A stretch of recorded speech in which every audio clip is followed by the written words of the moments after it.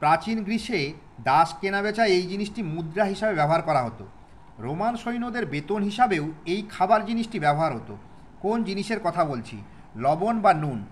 গানটি ধনঞ্জয় ভট্টাচার্যের গাওয়ার কথা ছিল, কিন্তু গানের কথায় থাকা একটি মেয়ের নাম তার শাশুড়ির সঙ্গে মিলে যায়, তাই গানটি গলায় তোলেননি।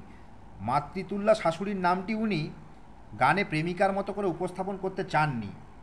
আর শ্যামল মিত্র এমনভাবে গাইলেন যে গানটি সর্বকালীন রেকর্ড হয়ে রইল। কোন গানের কথা বলছি? নাম রেখেছি বনলতা যখন দেখেছি।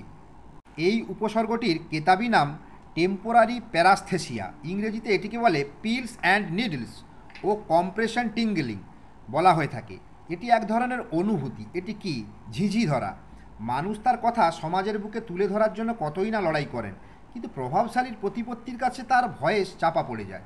কখনো আবার তার এক সময়ের প্রিয়জনরা তার সেই কথা শোনার সামান্য প্রয়োজনটুকুও দেখাননি। কিন্তু মানুষের ছাইচাপা কথা ফিনিক্স পাখির মতো একদিন ঠিক ভেসে ওঠে, যে কথা হয়তো একদিন তুফান তুলবে মাছ ধরিয়ায়। কিন্তু সবাই সেই অব্যক্ত কথাগুলো সমাজের বুকে তুলে ধরতে পারেন না। কিন্তু এই ব্যক্তি কিউরিওসিটি রোভারে করে মঙ্গল গ্রহে নিজের ভয়েস বা আওয়াজ বা কথা রেকর্ড করে পাঠালেন।